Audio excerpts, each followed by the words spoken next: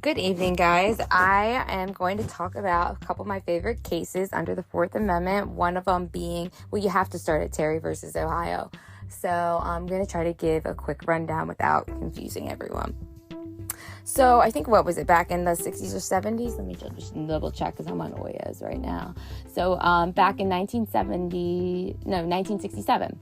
So there were two guys, one of them named Terry, one of them named another one guy who was Terry's friend. And they were, it was like 2:30 in the afternoon. And they were walking back and forth in front of like this, I think it was a jewelry store. It was some sort of a retail shop. And there was a plainclothes officer who noticed this behavior, and based on his experience, knowledge, skill, or whatever, he believed that these guys were casing the place.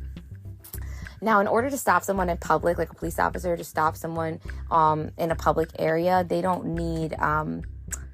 they can come up to you anytime. Like, let's just say some crazy crackhead was walking across the street looking crazy. The police have the absolute right to go up to her. I mean, if you think about public safety, police safety. So if I'm just letting you know, if you're in public and a cop comes up to you and asks you for your ID, like identification, like what's your name, whatever, and you don't give it to them, they can take you in. And when you're pulled over and you get a traffic ticket and you sign the ticket to leave, you're actually just signing, you're releasing yourself in your own recognizance. You're getting released on your own recognizance that you're going to show up in court. So basically, again, back to Terry v. Ohio. These two guys are rummaging back and forth. They look like they're casing the place, apparently, to this officer who has been an officer for like 36 years. It was on Euclid Avenue, I think, in Cleveland, Ohio. And so the officer went up to these two guys and he said, "What's your name? And like, what's going on?" And they were like mumbling and they didn't really say anything. And so the officer just kind of grabbed Terry, threw him up against the wall, and starts patting him down. And and then his friend as well. And on both the friends, they actually did end up finding weapons. However, we'll come back to that in a second. Right before the cop had patted these guys down, a third guy came over to some phone booth. His name was Katz. And Katz, I guess, was involved with Terry and them. But when the cop went over to him and patted him down, he didn't have a gun. So he was able to get off, I guess, kind of scout free. But I just want to run you through the Fourth Amendment and why this was such a landmark decision is because like I said, if the police officer wants to stop you in public and say, "What's your ID? What's your name?"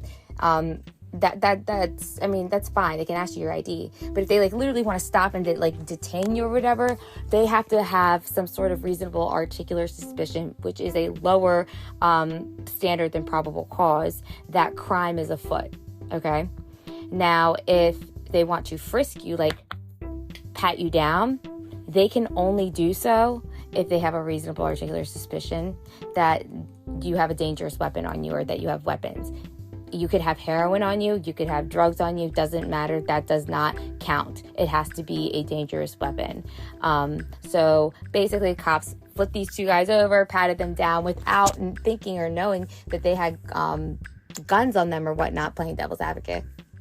And so they're taken into the police station, and their argument is, this is not under the Fourth Amendment. You violated the Fourth Amendment by not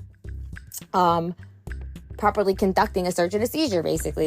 You just searched me without even knowing if I had a weapon or not. And same for that guy Katz, because Katz didn't have a weapon. So there was a big violation. Anyway, the Supreme Court held that basically because of officer safety and because the guy's name was Officer McFadden, because Officer McFadden had so many years of experience, it was reasonable and in good faith that he did so.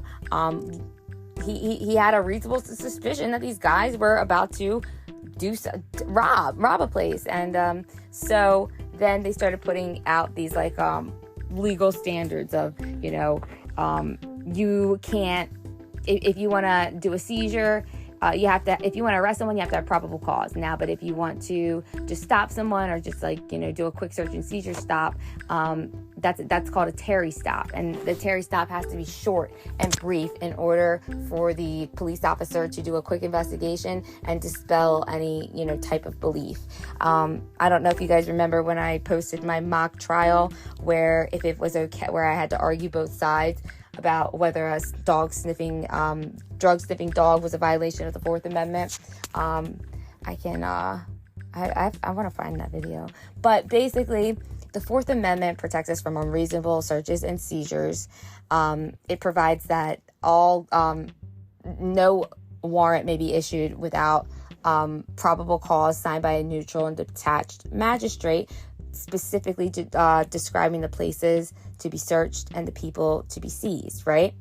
In your home, in your paper houses and effects, you have a very high expectation of privacy. Like, this is your private place, right? The cops just can't fucking invade it whenever. However, I will tell you, if your neighbor were peeking in your window and saw you doing something illegal and called the police and they came over, that's okay, because your neighbor is a private citizen and they're a fucking dick.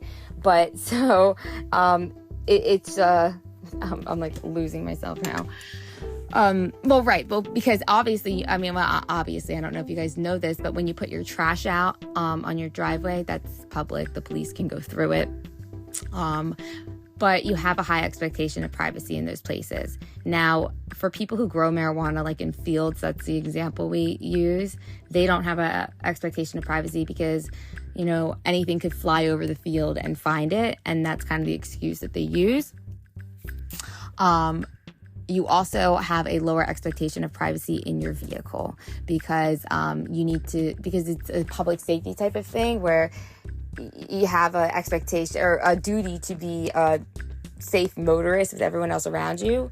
And because there's a lower expectation of privacy, because of commerce, because of, trade and, drug trade, illegal trade, whatever kind of trade, human trade, it's so horrible. There's a lower expectation of privacy. So if police want to, stop you because, they're kidnapping in there, it's just lower expectation. If you're interested, ask me, I'll explain more.